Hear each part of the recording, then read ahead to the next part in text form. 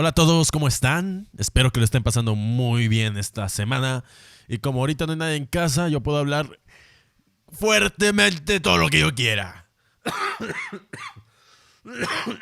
Ay, perdón.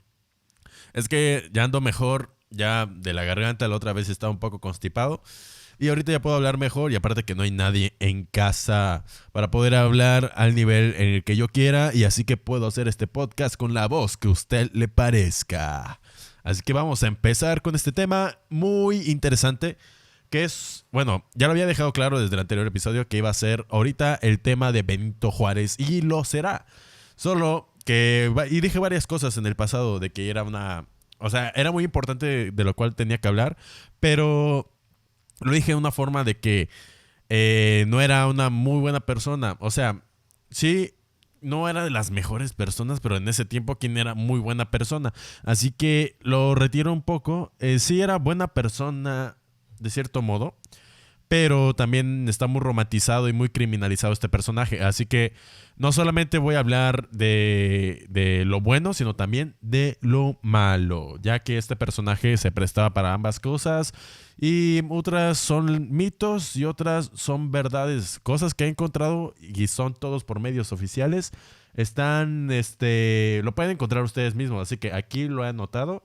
Tengo todo lo que es oficial y otros que son mitos acerca de este personajazo llamado Benito Juárez, ¿eh? Era un hombre increíble, la verdad.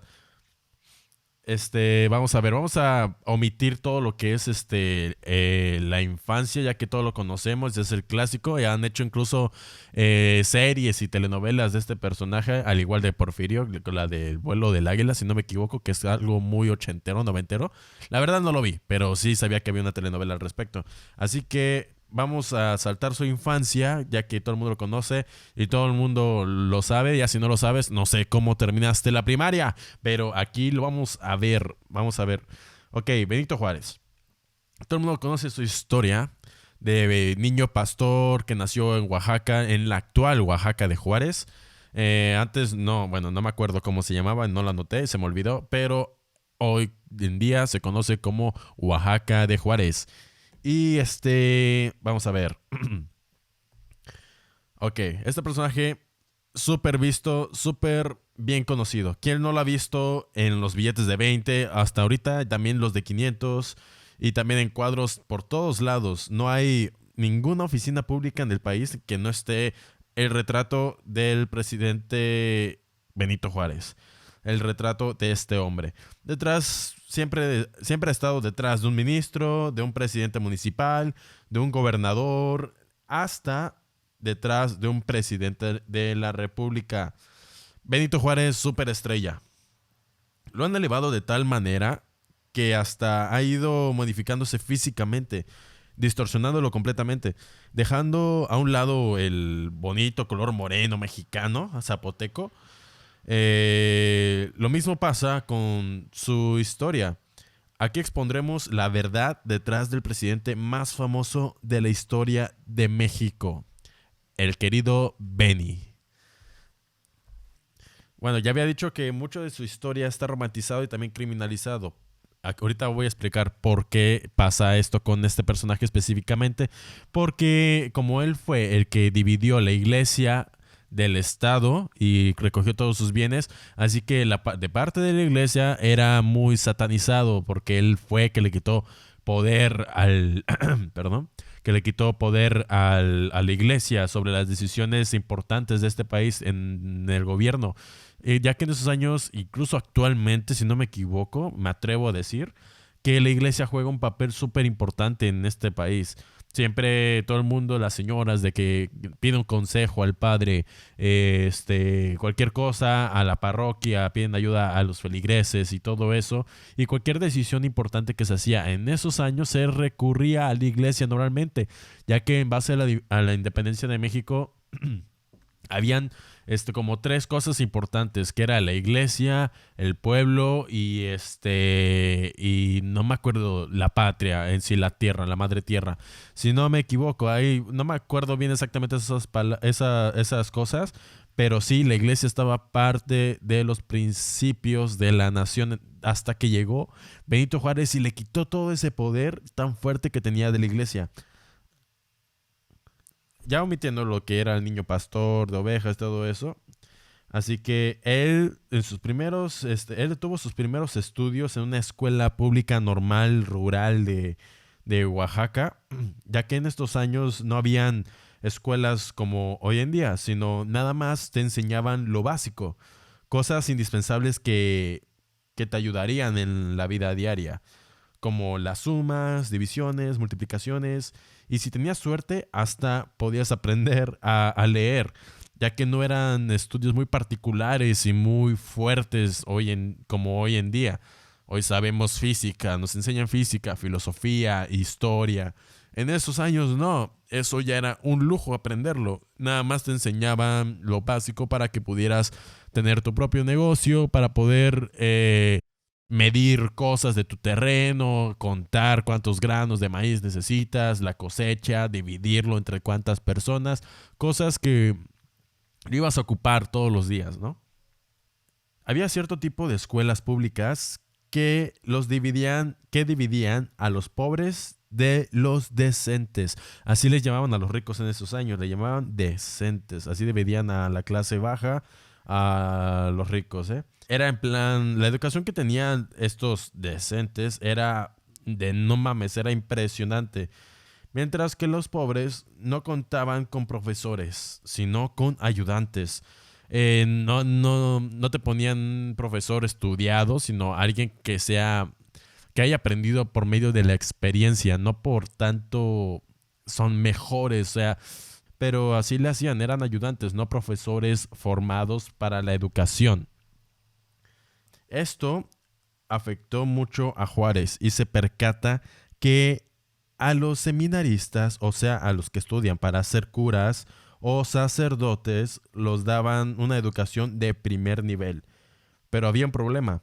La escuela solo te acepta si tienes varo para poder mantenerte durante todos los estudios, porque obviamente la iglesia no pierde ni un duro. Y segundo, que tu lengua madre fuera el español. Y con esto, ¿qué es lo que sabemos? Una, que Juárez no tenía varo, y otra, que el español no era su lengua madre, ya que era el zapoteco. Es común incluso hoy en día en muchas comunidades de aquí de México que no hablan español o que lo saben pero no es su lengua madre. Muchos aquí se sigue manteniendo igual. Ay, me estoy quedando afónico. Pero a pesar de todo eso, él se hace amigo de un clérigo. Y casi al término de los estudios, donde ahorita les dije, decide abandonar la escuela. Sí, era canijo el Benito muy listo. Así que se va en 1827 teniendo 21 años.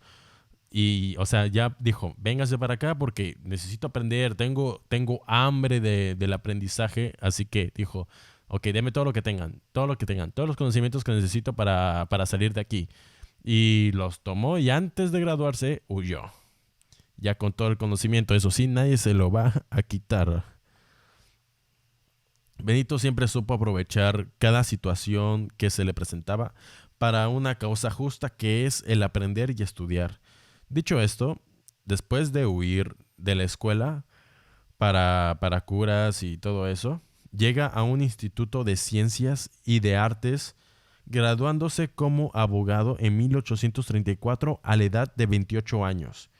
Fue ahí donde conoció a unos maestros masones que lo invitaron a ser parte de su logia. Sí, era masón.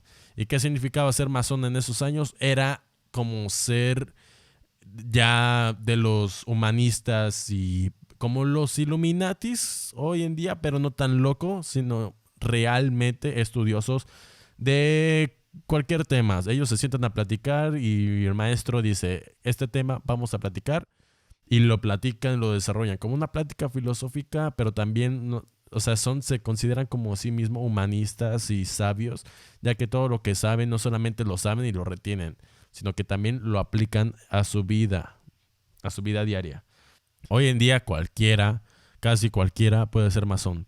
Peña Nieto era masón, así que imagínense el grado de aceptación que tienen hoy en día. Y ahora es un estatus, ya no es algo simbólico e increíble como era en esos años. Pero Benito sí fue invitado cuando la logia masónica sí valía la pena. Hoy en día conozco muchos y muchos son muy respetables, pero luego hoy aceptan cada pendejo. Después de todo este desmadre histórico, verga, ¿qué pedo? ¿Por qué escribo mal? A veces escribo de la verga, ¿eh? Ya vamos llegando al primer clímax de Juárez, donde después de la logia y los estudios empieza a tomar distintos cargos públicos, llegando a ser regidor del actual Oaxaca de Juárez, donde les dije donde nació, antes de cumplir los 30 años. Ya a los 30 ya era todo un experto en la materia de las leyes, de la política, ya estaba en cargos y espérense, y todavía va más, todavía tenía hambre este muchacho. Hasta ser gobernador de Oaxaca en plena guerra contra Estados Unidos, siendo presidente en ese entonces Antonio López de Santa Anna, a quien hoy en día se le conoce como vendepatrias, pero en realidad jamás fue vendepatrias. Mientras está la guerra, esto de la intervención americana, Juárez ya empieza a tener sus ideologías liberalistas y empieza a tener pedos ya con la iglesia. Y todo el tiempo se metió en pedos con la iglesia. Una vez que defendió a una familia de un sacerdote abusador que los maltrataba y los humillaba y así. Y por esto, una vez lo metieron a la cárcel, no sé si unas cuantas horas o unos días, pero sí fue reprimido por eso. Y él siempre fue como la voz del pueblo, vaya, la verdadera voz del pueblo, y que siempre ayudó a la gente, siempre tuvo sus puertas abiertas, y así que cuando veía un abuso de parte de la iglesia, él decía, no cabrón, o sea, la iglesia es para ayudar, no es para que lo estés humillando, lo estés perjudicando a tu propio pueblo. Así que decía, pues ustedes saben qué, ustedes tienen mucho varo, y ya después dicen, véngase para acá todos sus recursos, que yo se lo voy a ocupar para lo que se debe, que es para el bien del pueblo, no como ustedes que se quedan con todo el dinero y hacen sus iglesias enormes con candelabros de oro y todo eso, ¿no? Benito, perdóname que casi siempre le diga Benito, quien lo manda a medir unos 50 el cabrón, ¿no? Incluso hay quienes dicen que medía menos que unos 50. Metro 30, es lo que decían que medía, que, o sea, no es oficial, pero hay fuentes que dicen que medía menos de unos 50. Benito tenía un horario bien cabrón. Trabajaba de 5 de la mañana hasta las 10 de la noche y siempre con la puerta abierta. No solo porque no alcanzaba la perilla para poder cerrar la puerta, pues porque era chaparro, ya saben, sino porque le gustaba atender a la gente personalmente para cualquier petición. Ya se estarán preguntando en dónde está lo malo de Benito Juárez. Si solo les estoy contando que era toda madre y esperen, aquí viene la primera de muchas del querido Don Benny. Durante la guerra de intervención estadounidense, Santana se ve obligado a huir, ya que la guerra se estaba perdiendo. Se dirige a Oaxaca pidiéndole al gobernador, o sea, Benito, asilo para él, o sea, Santana, y Benito dijo que no. Ahorita puede ser que no sea tan grave, pero resulta ser que Benito era muy pro gringo y puede que haya incluso estado coludido con ellos. Uf, esto se está poniendo un poquito más caliente porque no todo el mundo sabe esta parte, ¿eh? En la cabeza de Benito puede que haya pensado que Santana ya estaba más que derrotado, porque ya estaba siendo perseguido por los gringos, pero no contaba que tiempo después Santana volvería a ser presidente. Y Santana molesto obviamente por haberlo negado el asilo, y con razón, exilia a Juárez. Pero el cabrón era bien persistente porque llegó a huir a Nueva Orleans. O sea, primero lo exilia a Cuba, donde lo mandan a hacer puros cubanos. Sí, sí lo mandaron realmente a hacer eso. Él y con otros prisioneros exiliados políticos. Se ponen ahí a trabajar en Cuba y luego él consigue a dar a Nueva Orleans.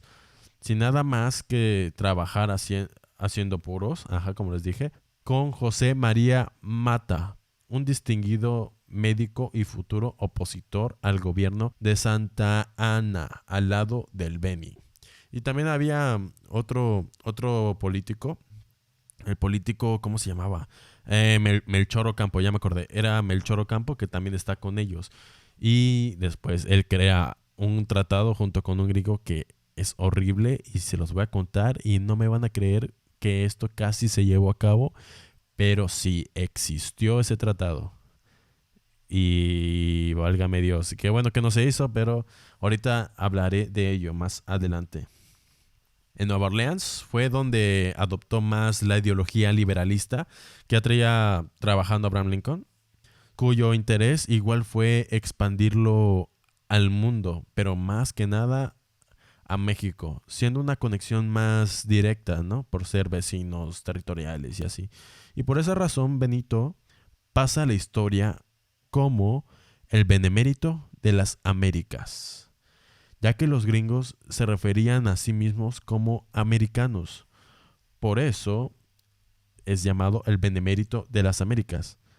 Y no es la única razón por la cual lo llaman así, pero lo veremos más adelante ya que aún no es presidente. Si se habían preguntado por qué, así le llamaban los gringos y después ya los mexicanos lo adoptaron. Era como, voy a hacerlo con acento gringo, era el benemérito de las Américas. For Americans from United States. Así era Benito. Era para los gringos, no para nosotros. Bueno, Benito con sus aliados que hizo aquí en Nueva Orleans, más José María Mata y Melchor Ocampo, el que les decía, ya aquí lo escribí, o más bien José Teles Foro Juan Nepomuceno Melchor de la Santísima Trinidad Ocampo Tapia. Este nombre se llevó mi aliento y 2 renglones de mi libreta. Bueno, todos conspiraron para derrocar a Santana y lo lograron. Lo lograron sacar con la revolución de Ayutla, más la ayuda de otros 2 políticos muy importantes, un viejo insurgente llamado Juan Álvarez y el político moderado Ignacio Comonfort. Esta parte de la historia, la verdad, me fascina absolutamente y a cualquiera le debería de fascinar porque es como uno de los más grandes crossovers de la historia, de nuestra historia. Lo explico. Aquí hay personajes de diferentes etapas de México. Hay héroes nacionales por todos lados. En ese tiempo estaba Santa Anna, que fue insurgente y que estuvo con Iturbide en la primera monarquía mexicana. Estaba Juan Álvarez, el que ya les dije, igual insurgente y futuro presidente. Ignacio Comonfort, futuro presidente. Zaragoza, un gran general durante la guerra contra los franceses y también participó en la guerra de los 3 años o la guerra de reforma de Benito Juárez. También estaba Porfirio Díaz, igual participó en la guerra de reforma y la intervención de los franceses con su división Oaxaca, igual otro oaxaqueño. Hay muchos oaxaqueños increíbles en nuestra historia, guerrerenses y oaxaqueños, wow, cómo producen héroes, y no olvidemos Morelos también. Así que Porfirio Díaz, increíble general también. También estaba ahí, obviamente, Juárez. Y pues ya saben qué pedo con Juárez, ¿no? Ahorita también lo seguiremos viendo. Solo me parece algo fascinante toda esta información. Luego dicen que la historia es aburrida. Les estoy exponiendo uno de los monumentos que definieron a nuestra nación. Así que ténganlo en mente, piénsenlo, deberían de pesarlo. O sea, no todo es peda, no todo es parranda, no todo es desmadre. También piensen cómo es que se logró todo esto lo que hoy vemos como nación. El gobierno es una mierda, nuestra situación económica es una mierda, pero México, amamos aún así a México, esa es la ventaja de ser mexicano. Hay muchas mierdas alrededor que también vemos el lado bueno, que es nuestra cultura, nuestra familia, nuestra tierra, nuestros paisajes hermosos y todo eso es lo que amamos. Ya lo demás es una mierda, pero amamos todo esto que ya les dije. Logran exiliar a Santana y aquí Benito se curó en salud, recordando cuando le negó el apoyo a Santana y después le chingó. Ahora solo se despidió de él cordialmente, ya que puede que la historia se repita de nuevo. Así que en esos años ninguno podía estar en el poder. En cualquier momento te podías ir. Así que Benito Juárez dijo, yo quiero, Santana, que estemos bien, por si algún día regresas, para que no me exilies de nuevo. Y así.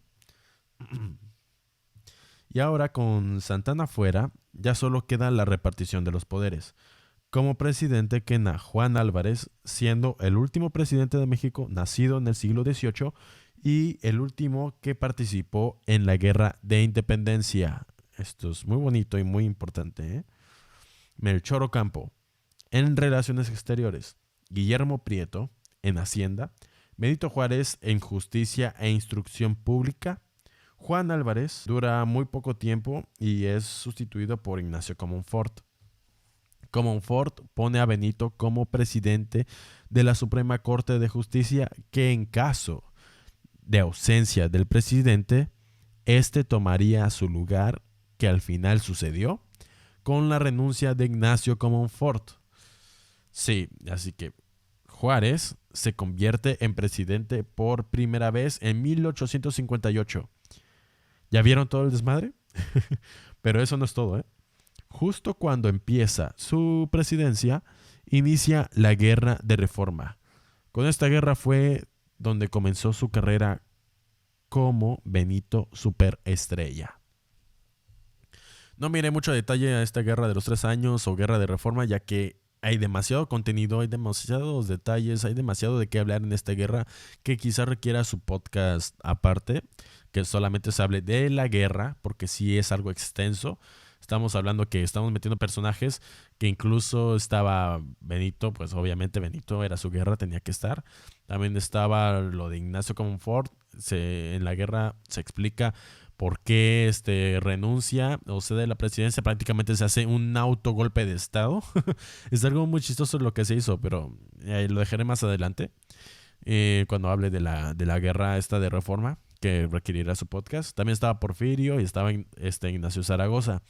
Y otros también, pues Maximiliano y Carlota, ¿no? Así que también ahí está, que lo vamos a dejar aparte. Así que al final la guerra la gana Benito y pone la separación de la iglesia y el Estado. El país quedó súper dañado y con una deuda extranjera impresionante, pero ya la guerra de reforma se había terminado. Ya parecía que todo iba a ser como paz y alegría, ya que todo había acabado, cuando, madres, llega la intervención francesa, cambiando el país de un sistema republicano a uno monárquico, con Maximiliano de Habsburgo y Carlota. No me acuerdo de esos apellidos porque su nombre es enorme de Carlota, pero era Carlota, la conocida emperatriz de México. Incluso en Mérida hay una avenida que se llama la Emperatriz de México, algo así, Emperatriz, Carlota, algo así. Hay una avenida importante. No sé si es por Paseo Montejo o algo así, pero hay una avenida que tiene de la emperatriz, la última y única emperatriz de México. También su historia requiere un podcast aparte que es fascinante. Maximiliano no tanto, Maximiliano era un imbécil que no sabía gobernar, pero Carlota, ella prácticamente fue la que estaba gobernando mientras su esposo se metía en las enaguas de otras morras, donde contrajo sífilis, por cierto. Sí, no manches, lo de Carlota y Maximiliano es una locura, ¿eh? Después hablaré eso al respecto. Así que, se cambió el sistema. Se acabó la república. Prácticamente fue gracias a Alemania, ya que si no hubiera invadido a Francia, Napoleón III, el emperador de Francia, nunca habría retirado sus tropas de México. O sea, muchos dicen que, wow, ganamos la batalla del 5 de mayo, pero ganamos la batalla, pero perdimos la guerra. La intervención francesa la perdimos, pero la celebramos por la conocida batalla del 5 de mayo, que ya expliqué creo que en el anterior podcast, de Porfirio, de que él celebraba mucho el 5 de mayo porque fue la batalla que él prácticamente ganó con la división de Oaxaca. Así que, en sí, la guerra de la intervención francesa la perdimos. Sí, la perdimos y estrepitosamente. Pero cuando Napoleón III retira las tropas, Benito dijo, vamos como gorda en tobogán a recuperar el país y atacar y, o sea, restaurar la república como lo que pasa en Star Wars, ¿no? De que se impone el Imperio Galáctico y luego llegan los rebeldes y toman otra vez e instauran la república, así. Pero si en vez de ser la princesa Leia, fue Benito Juárez. Imagínense eso, así fue todo ese desmadre, como en Star Wars. Ajá, instala la república, los franceses se van y luego Maximiliano es fusilado, Carlita se vuelve loca. Incluso o sea, Carlota en ese entonces huye de México, se vuelve completamente loca de que la van a matar y que no sé qué. O sea, ella sentía ya ese presentimiento de que les iba a pasar algo desde que Napoleón III retiró a las tropas.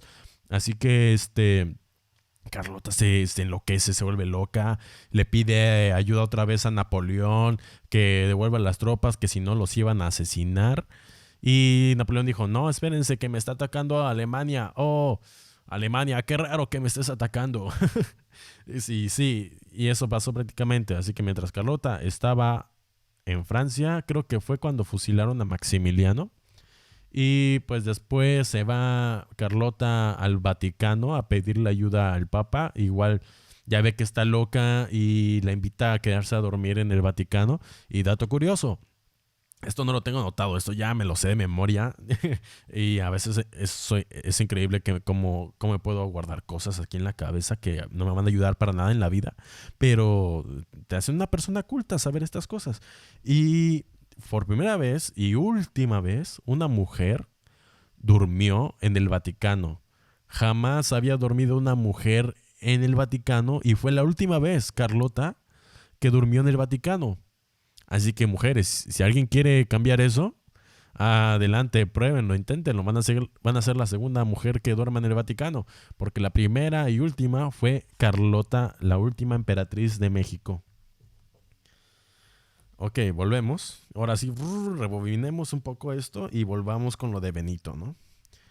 Ya con las guerras acabadas, ahora sí, válgame la redundancia, ya tocaría pagar las deudas, la deuda externa. Uno de ellos siendo Estados Unidos, ¿no? Aquí viene lo bueno, ya me acordé. Aquí, ¿se acuerdan del tratado que les dije? Aquí viene Melchor Ocampo, hijo de puta. Así que se redacta un tratado entre Estados Unidos y México, en donde estipula ceder a perpetuidad derecho de tránsito a su ejército y mercancías por 3 franjas del territorio mexicano. 1. En el Istmo de Tehuantepec. 2. De Arizona a Nogales, Sonora. 3. De Mazatlán hasta la heroica Matamoros.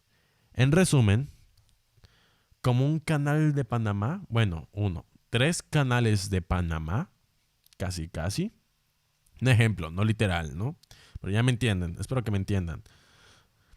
Este tratado se llamaba McLean Ocampo, porque un tal gringo McLean, no recuerdo su nombre completo, complete, ¿no? Ya somos aquí aliados o qué pedo, ya aquí la inclusión de género.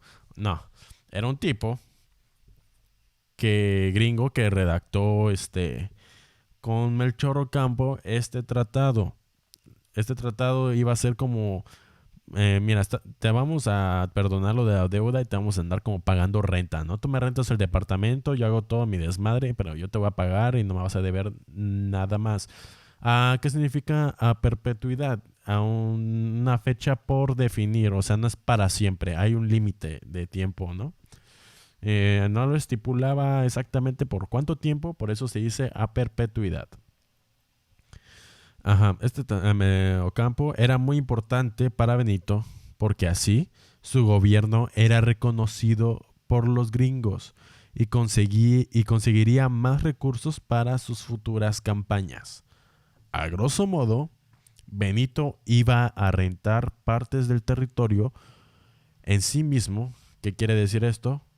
Quizás no es un vendepatrias, pero sí es un rentapatrias. Eh, sí, no estoy muy a favor de esto porque esto como viola un poco la soberanía, aunque sea en un tratado y así, viola un poquito nuestra soberanía como país y eso que esté transitando Estados Unidos después de no hace mucho tiempo habernos invadido y quitado más de la mitad del territorio, no era un tratado que nos convendría. Vaya, porque puede ser que se les deschavete el coco otra vez y que nos invada y ya sí, ahora sí, nos quite todo el territorio. Ay, era de verse. Qué bueno que no se firmó. No tengo entendido por qué no se firmó, pero qué bueno que no. Qué bueno que no. ¿Cómo le dicen ahorita a Santana? Santana le dicen vendepatrias, pero él sí vendió, pero no la mitad del territorio como las leyendas y los mitos dicen. Más bien eso fue mala fama, porque él vendió solo un cachito de tierra a Estados Unidos y después se desató la guerra y se perdió la mitad del territorio, pero él jamás vendió la mitad del territorio. Sí, era un hijo de la chingada que se hacía llamar el Alteza Serenísima, pero hay que respetar las cosas que hizo y las cosas que no hizo, así que él jamás vendió la mitad del territorio. Finalmente, el tratado no se firmó, como les dije, pero la intención de Benito ahí estaba. Ahora sí, ya estamos por terminar. Vamos a los últimos párrafos, a las últimas líneas de este personaje. Ya habiendo terminado todo el desmadre, Benito convoca elecciones, ya que en realidad todo este tiempo que había sido presidente interino, ya que en realidad todo este tiempo él fue presidente interino, nunca fue presidente electo por el pueblo, sino fue en una situación de que Ignacio Comonfort se retira de la presidencia y por ende entra Benito Juárez a ser presidente, ¿no? Era un presidente interino. Así que convoca elecciones donde gana estrepitosamente y se queda en el poder. No, adivinen cuántos años, ¿eh? ¿No saben cuántos años se quedó o cuántos años se religió? No lo saben, ¿verdad? Él se religió 11 veces. 11 veces estuvo en el poder. Pero después, durante una de sus varias reelecciones como presidente, él dijo, en plan, de como que estamos en guerra, así que me quedaré en el poder indefinidamente. Y aquí, no sé si lo tengo anotado, lo tenía anotado por aquí. Ah, sí, sí, sí, mira, mira, mira. Aquí lo tengo anotado, mira. Que es un artículo donde estipula esto. Lo tengo anotado aquí. Gana las elecciones y se convierte en presidente. Ajá. Hasta su muerte en 1872 por angina de pecho. Ahí muere. Pero ¿por qué no lo tengo anotado aquí? Bueno, de memoria, lo que yo me acuerdo que era el artículo 128 de la Constitución de 1854, donde él dice, estipula que no puede irse prácticamente porque como estamos en guerra, así que me voy a quedar indefinidamente en el poder. Eso es lo que aplicó. Y después se reelige 11 veces. Ya después llega el militar más famoso en México en esos años, Porfirio Díaz, en el cual quiere ser presidente y después pierde, vuelve a postularse y pierde otra vez. Y así que él empieza a armar toda una revolución llamado la revolución de la Noria. Sí, la revolución de la Noria, me acuerdo. Todo esto no lo tengo anotado, ahorita lo que yo me estoy acordando. Se me olvidó de anotarlo, pero esto es importante. Sí, convoca una revolución contra el ya régimen, ahora sí, de Benito Juárez. Y así que empieza ahí y no crean que ganó, ¿eh? No crean que iba ganando, iba teniendo muchos aliados. No, al contrario. Porfirio Díaz estaba perdiendo su propia revolución. Donde ya les había dicho podcast pasado que él aclamaba sufragio efectivo, no reelección. Lo dijo, Madero lo dijo después como ironía a este Díaz, ya que estuvo 31 años en el poder. Así que Él fue el primero que lo dijo. Sufragio efectivo, no reelección, se lo dijo Benito Juárez. Con eso fue su estandarte para hacer su postulación a la presidencia, después hacer su revolución, la revolución de la Noria, junto con su hermano Félix o Felipe, el Chato, el cual le puso de pequeño, le puso, ¿cómo se llama? Pólvora en la nariz, y ya desde ahí le decían el Chato, que durante la guerra, su hermano es capturado en Oaxaca, creo que ya era gobernador o un regidor en Oaxaca, Félix, o era algo así, algo, ya tenía un cargo, ¿no? Oficial. Así que lo arrestan y es torturado por órdenes de Juárez, donde incluso lo castraron, literalmente, nada de que químicamente o ya muerto, no, vivo, lo torturaron, lo castraron y lo ejecutaron al hermano menor de Porfirio Díaz. Incluso hay una carta de Félix. Dame tantito, déjenlo busco porque la carta es muy interesante. No sé por qué no anoté todo esto, pero la carta es muy interesante. A ver, permíteme tantito. Y sí, dice así: vamos a perder, Juárez nos va a aplastar, pero quiero darle a mi hermano esta última prueba de afecto, porque lo que es el indio nos friega. Muy interesante. Sí, aquí dice, era gobernador de Oaxaca. Ay, wow, me asombra me asombra cuánta información puedo retener a veces, ¿eh? Ah, aquí mira, aquí está el desmadre que fue. No, no fue por Juárez, o sea, sí fue durante el plan de la Noria, la revolución de la Noria. Armó un batallón y marchó a Juchitán personalmente. Después de que fuertes luchas, Díaz venció a los sublevados y mandó a quemar el pueblo entero, para después pasar a cuchillo a los que alcanzaran. Después capturó y fusiló a varios héroes que habían combatido valientemente a los soldados franceses. Fue entonces que ya ensantanado, Chatito Díaz decidió entrar con todo y caballo a la parroquia principal, donde una cuerda lanzó como ternero al santo patrono del pueblo, el dominico San Vicente Ferrer, y ante la gente horrorizada arrastró al santo por todas las calles. De regreso a la capital del estado, el Chato se sentía el mismo Napoleón de las Tlayudas, un gran conquistador, hasta que recibió la llamada de Juárez regañándolo y ordenándole que de inmediato regresara el santo a su gente. Obedeciendo, el Chato mandó a empaquetar la reliquia, pero como no cabía en la caja, le cercenó los brazos y los pies y la cabeza, misma que se quedó como trofeo. ¡Wow! No te pases de verga. Los juchitecos jamás perdonaron la profanación y majadería, y como nadie es dueño de su destino, el momento de venganza llegó cuando 2 años después, mientras el Chato secundaba a su hermano Porfirio en su rebelión contra la reelección de Juárez, el plan de la Noria, los juchitecos lo apresaron cerca de Pochutla en enero de 1872. Así, el gobernador fue atado a un caballo y arrastrado por el campamento, tal como él hiciera con el santo patrón de Juchitán. Con la ropa desgarrada y piel sangrante, los soldados descalzaron a El Chato y con un filoso machete le cortaron las plantas de los pies, dejándolo sin piel. Acto seguido, lo obligaron a caminar en la arena caliente. Las palabras que Félix Díaz escuchaba en los juchitecos era una repetición constante de acuérdate de San Vicente. Finalmente, el gobernador de Oaxaca le cortaron los genitales y se lo introdujeron en la boca, para después cortarle los brazos y la cabeza, de modo que la humillación que él propinó estaba saldada. Los zapotecas itzmeños cobraban caro la mutilación y desaparición de su santo.